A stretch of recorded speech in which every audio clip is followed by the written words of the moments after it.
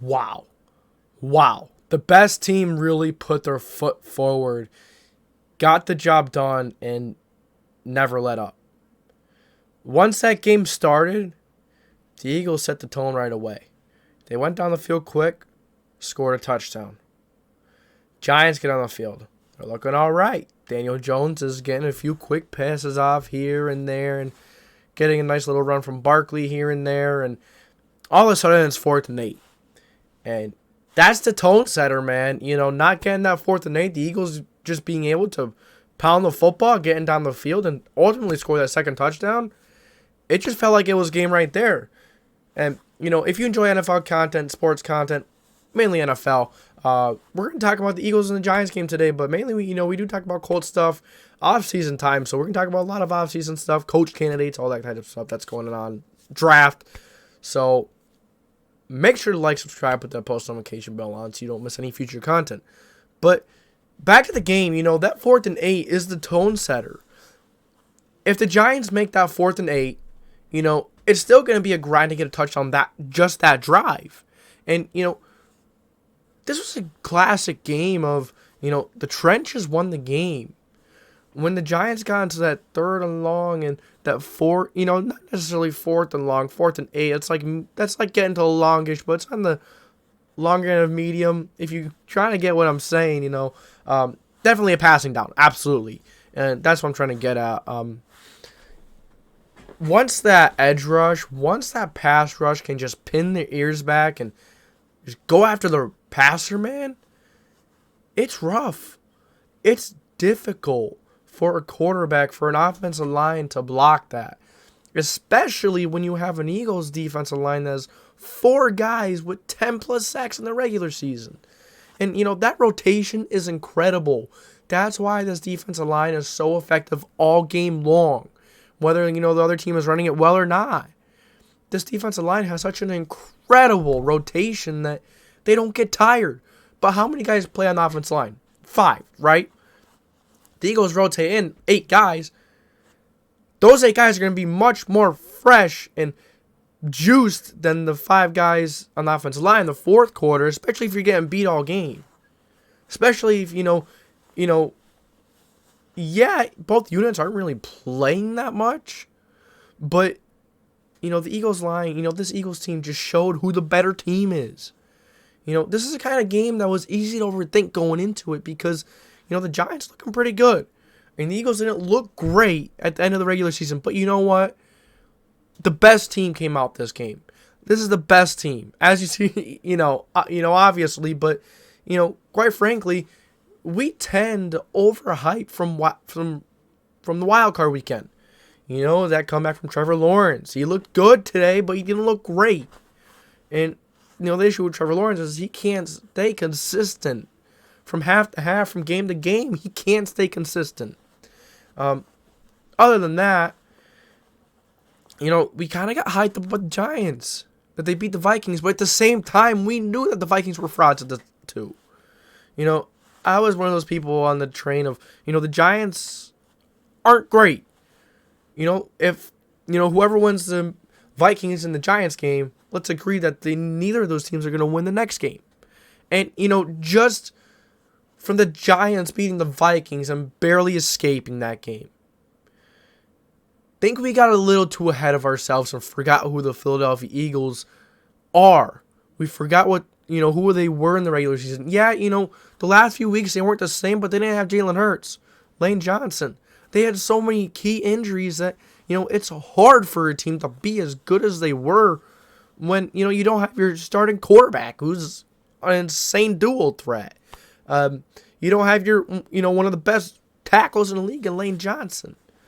If you lose guys like that, you're bound to take a step back. You're bound to not be as good. And, the Eagles just, they came out, they're healthy, and, just flat out, they're flat out the better team. And they showed that today. All around, they're better. Every single spot, they're better. There's not one spot where, there is one spot where the Giants are a little better. It's no, I don't know, it's even tough to say that. Dexter Lawrence is amazing. He's one of the most underrated players this last season.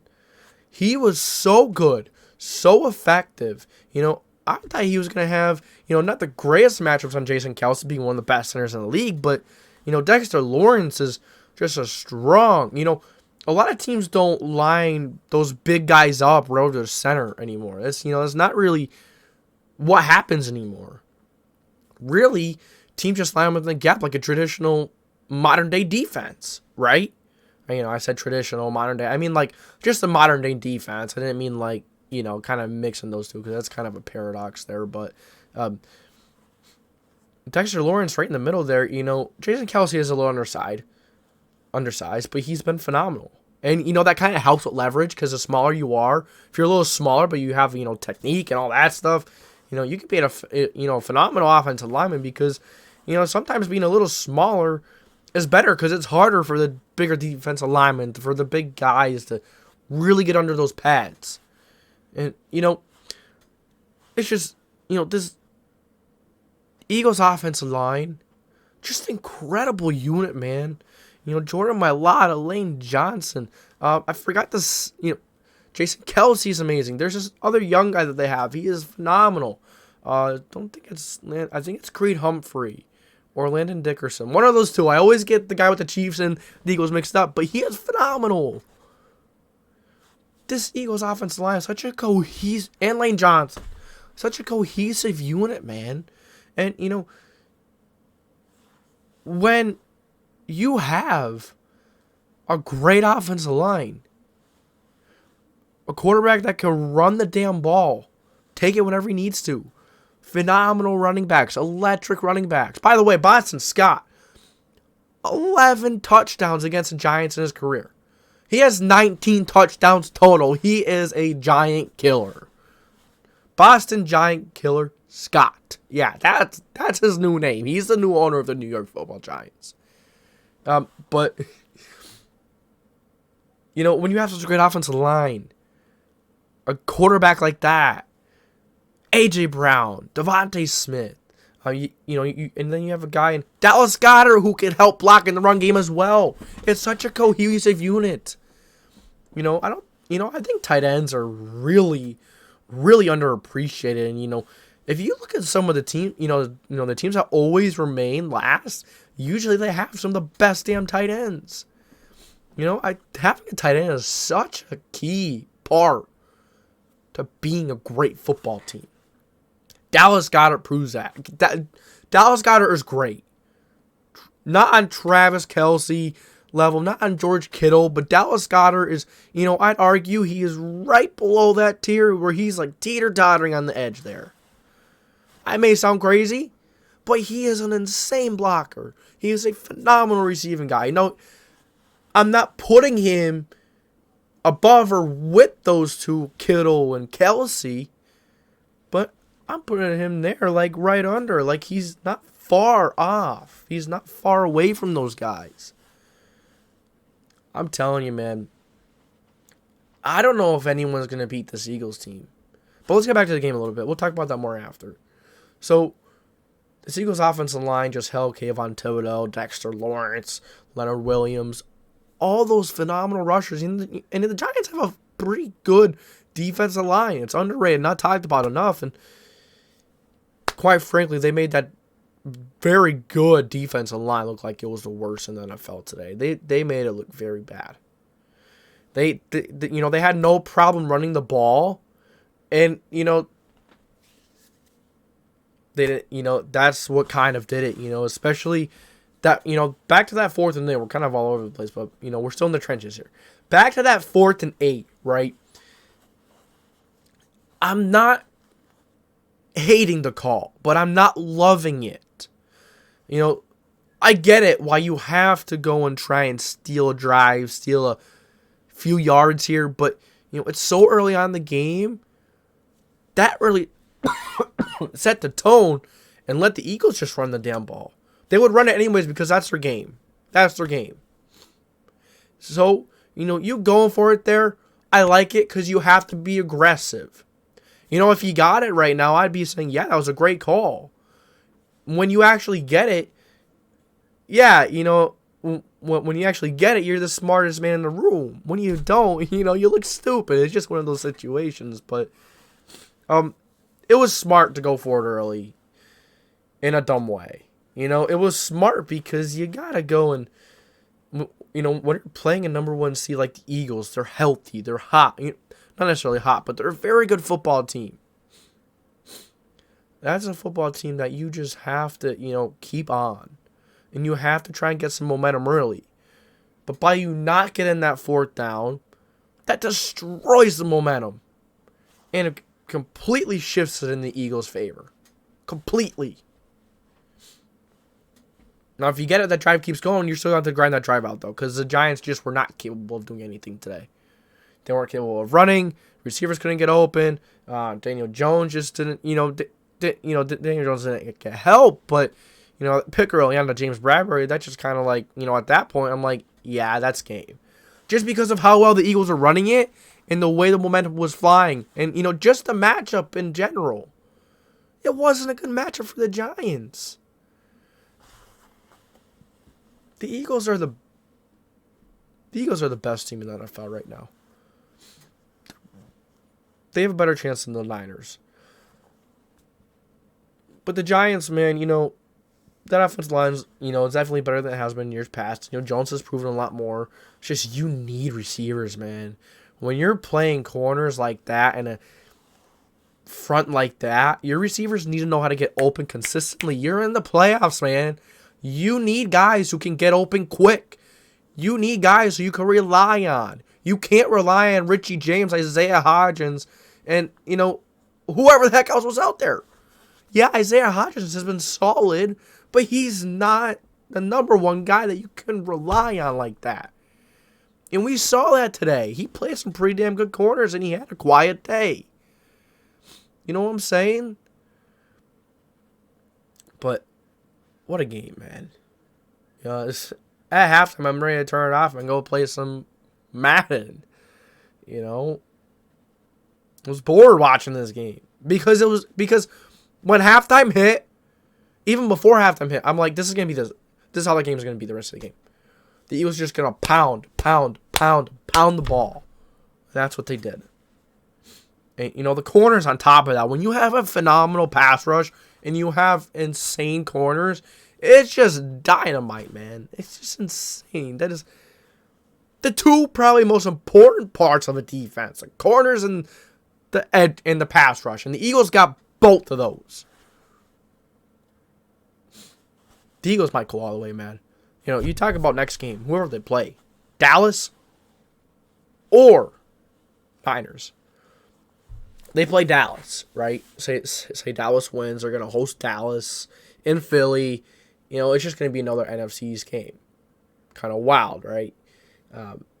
But the Eagles can control that game with no problem. Cowboys' offensive line is decent. But that Eagles' defensive front is pretty good too, to say the least. And you got guys who can get open quick. You have CD, you have TY. TY, man, go all the way. Go all the way. I have a little bias towards that, but TY, they have some good tight ends. Dak likes his tight ends. I can see a scenario where the Cowboys beat the Niners because the Cowboys, you think about it, right? Brock Purdy has been phenomenal.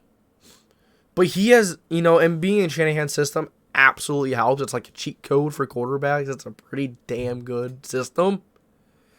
You plug a quarterback in there, he's going to play well. It's, it's just kind of how it's been, no matter who it's been. But now it's really going to ramp up. You go from playing these middle-of-the-roads, the borderline top 10 defenses to one of the best defenses in the entire... Now, it hasn't been like that for the second half of the season. The Cowboys are one of the most inconsistent teams in the entire NFL. They can beat anyone and they can lose anyone. It's just a matter of fact of if they can have a good day on defense. If that defensive line comes to play. Now, the Niners have an incredible offensive line. So, That's where it kind of offsets that. And then the corners have a bit of an issue. But Micah Parsons is very difficult to block. It doesn't matter who your tackles are. It doesn't matter who you have there. That Cowboys defense line is just difficult to block in general. But that scheme by Shanahan is going to make it difficult for that defense. And they could just run the damn ball. The Cowboys don't have a great run defense. You could run the damn ball, keep that Cowboys offense off the field, give them limited chances.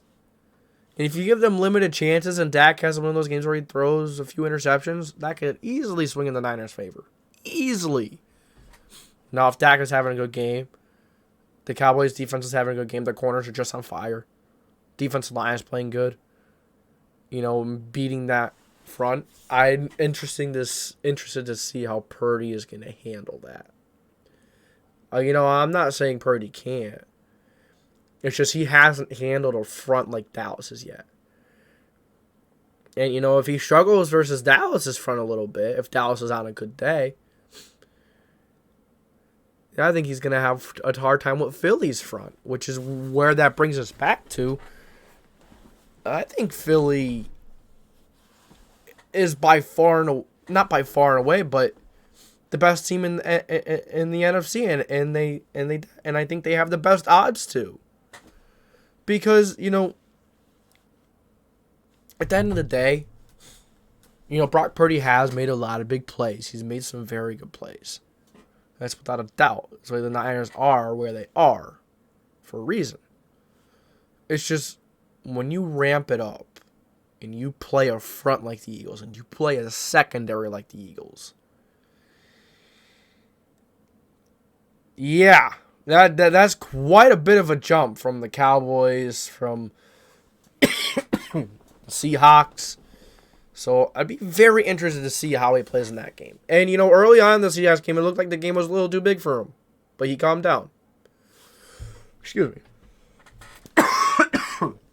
Sorry. But thing is, this Eagles team, man, they're looking like the team to beat in the NFC. Not the Niners. Not the Niners. The Eagles have a great front. They're the most balanced team in football. And, if it really comes down to it, who do you trust making a bigger play at quarterback? Hurts or Purdy? Whether it's throwing or running. Purdy does have a lot of great playmakers that can make a big play after the catch. It's a tough one. So, that's all I got for you guys today. Thank you for tuning in to the JDW Sports Talk Show. The recap of the Giants and the Eagles and just, the NFC playoff picture in general right now. Who is going to be the team to come out of the NFC, in your opinion? Who do you think it's going to be? But this is JDW Sports Talk Show. And I appreciate you watching. I appreciate you tuning in, giving me your time. You could be doing anything else right now. Anything else in the world. But you watch me for damn near 20 minutes. I appreciate that. And if you enjoyed it, don't be afraid to hit that subscribe button, that like button. Because, I've said this a lot and I haven't put it through. But we are going beast mode, man. We are going content mode. As I cough. We're going into a special stretch here in the JDW Sports Talk Show.